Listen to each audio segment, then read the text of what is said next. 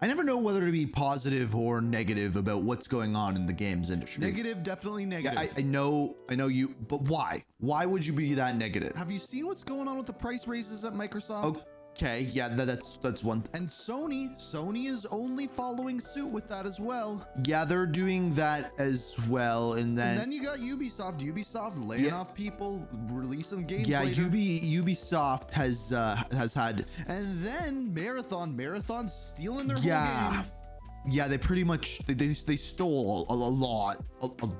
See, it's not good. But you know what is good? Games.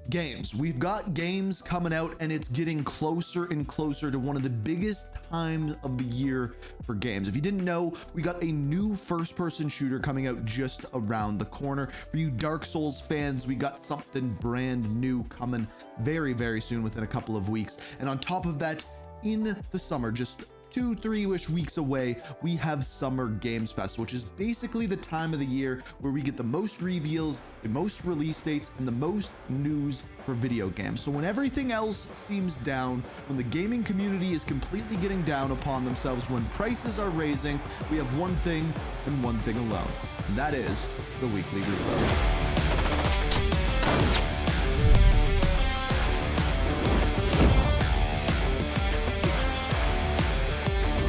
Gentlemen, welcome to the Weekly Reload, your weekly gaming news show that happens every single Sunday. And essentially, since we started this show, the big thing that's been going on is prices. Prices seemingly on all video games have increased. We got the announcement of Nintendo raising the base price of their games to $80. Microsoft follows suit, also raising the prices of their consoles, basing this off of tariffs from the United States, but then prices raised worldwide for many other things. Now, starting out with Microsoft, as far as Microsoft goes, the raising of the price of their consoles happened, and then the raising of the base price of their games to $80 happens. This happens the year after they record record profits. This also happens a year after they lay off tons of employees. And in fact, this week they then announced that they are also going to be getting rid of about 3% more of their staff. Now, it's unclear at this point whether that's going to be from the gaming division or from where, but yeah, they're laying people off and raising prices, all well amongst record-breaking profits. And guess what? They're not the only company to do it, because Sony is now stating that they are most likely going to be following suit as well. They put out a statement saying, based off of the tariffs that are going on, even though the tariffs has changed since then, they are looking at what I don't actually think is the tariffs, but rather the gaming industry as a whole, and following it up by saying, well, if everyone else is doing it, we might as well follow suit as well. As I mentioned, this year is wild for the price of games, for the price of consoles, for the price of everything. And it seems as though it is only going to raise higher and higher as time goes on. Like inflation, prices will go up, but almost never will we ever see the prices of these things come back down. Speaking of things coming back down, we have Ubisoft. So first things first is Ubisoft, if you didn't hear, they are restructuring their business. They are restructuring their company. And in doing so, they have partnered with Tencent. And they took their biggest IPs, like for example, Assassin's Creed, Splinter Cell, and factioned them off into one company. And then the rest of their IPs are in another company. And they said that they are going to be reducing their costs, in other words, their expenditures, by $110 million over the next 2 years. So in other words, $55 million a year, which is a lot. If you're working at Ubisoft, I would be really, really worried right now. But that's not the only thing that they announced. The other thing that they announced is what they're doing is that they are delaying significant IPs to improve quality. So you may remember with the most recent Assassin's Creed game, Assassin's Creed Shadows, we saw that they delayed the game actually twice so that when it launched, it was up to their standards or up to higher quality. Well, there's a couple other games that are also going to be following suit. Number one, the Splinter Cell remake, as well as the next Ghost Recon game, codenamed OVR, are actually looking like they're going to get delayed already, even though we've basically seen nothing for these to ensure quality. Personally, I think this has more to do with delaying cost, that $110 million that we were talking about, and kind of buddying up and bowing down to Tencent to make sure that they are getting their money back from their investment. But yeah, it looks like we're going to be waiting longer and longer to be getting some fan favorite games that we were maybe expecting sooner rather than later. As it turns out, it's indeed going to be later. Now, have you heard what's going on with Marathon? Because this one is fascinating. So first of all, when Marathon came out, the kind of community sentiment behind it wasn't so great, needless to say. And then after that, we had the reveal of Arc Raiders, and basically at the same time as Marathon Alpha, Arc Raiders playtest was going on, and one of them, Marathon, wasn't received very well by the community, and one of them, Arc Raiders, was received very well by the community. So Bungie was already down really bad. But while they were down, they got absolutely curb stomped this week when somebody on Twitter by the name of Anti-Real put out a bunch of their artwork from literally years ago, like 6 years ago, that was directly stolen from them and used in game. Now, normally you kind of have to tiptoe around the bush here and say like, oh, maybe they stole these things, but no, like literal assets from Anti-Real's artwork are quite literally taken and put into the game. You can see them one-to-one over and over. You can even see Anti-Real's logo in the game. Like, these are things that were directly stolen. Not to mention, Anti-Real took memes from a thing called Loss and then hid them in their artwork, and then those were then found in Marathon. So the Easter eggs from the artwork are now Easter eggs in the game, and people were praising Bungie for their Easter eggs, but it wasn't their Easter egg whatsoever. Now, since then, Bungie has come out and talked about the matter, and basically what they did is blamed an old employee. They said someone used to work here and they took that work and put it on a project board, and then that project board was used in game, which I think is the biggest bull of an excuse, because there's more than one person working on that project board at that point. How that slips through the cracks is a management issue, and I really hope there's just, if one good thing comes out of this, and I think what needs to happen is Anti-Real really needs to get a big payout, and I think that will probably happen unless the other thing happens. And that other thing requires the tinfoil hat, because as I mentioned, I think it was 2 or 3 weeks ago on the show, is I believe that Marathon was going to get delayed. This, I think, doubles down on that, because if the game comes out at this point, everyone is already just intensely mad at Marathon. I do not see it going well. Now, here's the question. They stole the artwork, they released an alpha. Really, they haven't made much money off of this. If they cancel the project of Marathon, do they still have to pay out Anti-Real? Something I legitimately don't know. But yeah, we're doubling down on a tinfoil hat take from a couple weeks ago. I truly believe Marathon is getting delayed. And then we have the Fortnite Apple situation. So years ago, back, I believe it was in 2020, Fortnite took their game off of Apple and cited basically that Apple had a monopoly on mobile games, and they were taking a certain percentage of the in-game spending that was happening within Fortnite. So they took this to a lawsuit, and guess what? The courts filed in favor of Epic, aka Fortnite. Now, after this, Fortnite wants to get their game back on the iOS App Store. So at the beginning of May, they submitted their game for approval to Apple. So then, nearly a week later, there was no response from Apple, and they were forced to pull their game and resubmit. Well, now it has been resubmitted, and it got denied. So essentially, Apple is a little bit butthurt because their name got dragged through the mud and they got called a monopoly, and there's ramifications for that. And Fortnite is like, hey, we won this thing, we want our game back on your marketplace, that's a monopoly and one of the biggest places to download mobile games, let's submit it.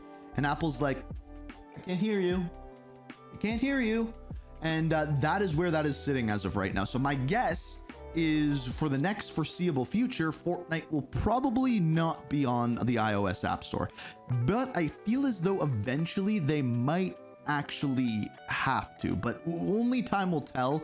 And as of right now, it is still not there. Speaking of battle royales not being there, I don't know if you heard about this, but Call of Duty is getting rid of Warzone. But not the Warzone, well, technically, yeah, this one. Warzone Mobile, it is gone. It is no longer being supported whatsoever. This was announced the other day, and essentially they said it didn't live up to expectations. Now, Call of Duty Mobile is still there. However, Warzone Mobile is no longer being supported. Now, Warzone Mobile was introduced as a way of supporting Warzone as a whole on mobile devices. You could level up your character, your battle pass, things along those lines in Warzone Mobile, and that would carry over to the console and PC game as well.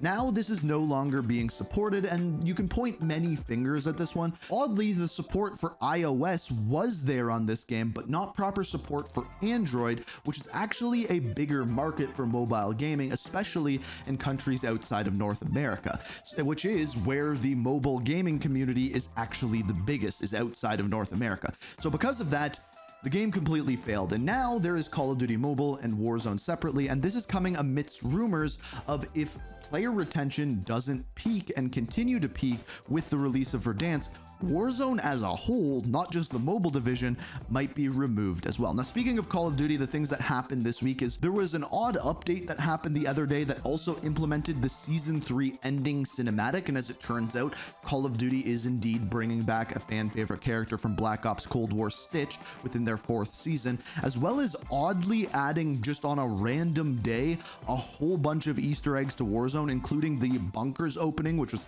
kind of the biggest thing in Verdansk back in the day. Now, we are around the corner on, I believe, May 29th of Season 4 happening, and the first teaser, aside from Stitch, that we got is a tweet from Treyarch showing these two images. Clearly, Edward Richtofen and Sam on two different teams, potentially showing off the griefing mode or grief mode coming back from previous Zombies game. People have been asking for this for years, and it might finally be happening with Season 4. Now, speaking of things that have come out, some things that came out this week were number one, Doom. Doom the Dark Ages was released on both day one Xbox Game Pass and on all consoles as well, and the response for it, I would say, is pretty good. Coming in at a strong 87 on OpenCritic, and personally, me myself, putting it around an 8 out of 10 in my review for it. The game plays incredibly well, super fast-paced gameplay, but things like the music and really the gameplay as a whole does not live up to some people's standards from the previous game, Doom Eternal. Now, the question comes with this is player count. It appears as though the player count on Steam for this game has peaked around 30,000 players. Now, some players are pointing over to Game Pass and being like, hey, it's over on Game Pass, that's why the Steam player numbers are lower, and I do think that that is correct, and it's getting harder and harder to determine when a game does well and when a game fails, but here's what I will say. Oblivion Remastered launched on day one Game Pass, and it peaked around 200,000 players on Steam, which still is far, far more successful. But yeah, needless to say, it is harder and harder to tell these days whether a game is successful at launch or not based off of those player numbers. Another game that came out this week is The Precinct. The reviews for this one are sitting at around a 70 on OpenCritic, which is fair, but it kind of just lends to the idea of what people are looking for in video games. Now, I think one of the reasons why this game did so well this week is it was coming off the release of the GTA 6 trailer 2, and I think people are kind of like just hankering for a cops and robbers style game. So where the OpenCritic score comes in at around a 70, I think people are just like kind of using this as a way to get themselves in the next year and get towards GTA. But I will say, as a top-down game, it looks absolutely stunning. Now, the other game that slipped through my fingers this week goes by the name of Midnight Walk. This one came in on an 80 on OpenCritic and has really, really strong recommendations, and I think it comes down to two things. It's a spooky game. People really like spooky games. And number two, the art style. It has this like crazy handmade claymation art style, which we kind of saw with South of Midnight earlier this year. But this one kind of more indie style game. I think this is going to be one that I have to check out throughout the summer when we finally hit a down week. It just seems that that is never happening anytime soon. But if you played this one, let me know what you thought of it down in the comments. Then we have games that are coming out very, very soon. Now, the first of which was a surprise to me, Splitgate. Now, this one has been in open alpha, closed alpha, but the open alpha is happening very, very soon. In fact, in 4 days on May 22nd. It is going into an open beta, which they're introducing 9 new maps, 3 new modes, a map creator, which is akin to Forge from Halo, a battle pass, and a new power weapon as well. Now, the interesting thing about this is essentially the full launch of the game, because the full game is launching sometime in summer 2025. We don't know when yet, but they are never taking it down. It is staying in beta all the way to release, which is things that we've seen before. And this is one that if you enjoy Halo, you are definitely going to want to check out. Now, if you don't enjoy Halo and you enjoy Souls-like, the other game that is coming out very, very soon is Nightreign. Now, this one's coming out on May the 30th. So this is the new game from FromSoft, kind of like the open world, roguelike, battle royale, Dark Souls style game, Elden Ring style game. It is one of the strangest combinations, but based off of the early playtest for it, people seem to really enjoy it, and I'm curious. FromSoft seems to never be able to do anything wrong, and this could be another Game of the Year contender. I truly believe that. So yeah, that one comes out on May 30th. And then moving on past that, from June 6th to June 8th, that is when Summer Game Fest is taking place, and it is going to be big this year. With the announcement of GTA 6 not coming until 2026, developers are going to want to get their games out this year, which means I think there's going to be a ton of shadow drops, tons of reveals, and tons of new games coming very, very soon. And that is why the best thing that you can do is hit that subscribe button, turn notifications on, follow all of the socials down in the description, because when that happens, we are going to be covering it in so much depth here on the Weekly Reload. So as always, thank you for watching the video. Thank you for supporting the channel. Oh, and one more thing. I would love to hear what you guys are playing. So if you made it this far in the video, let me know down in the comments what you've been playing lately. And until next time, peace.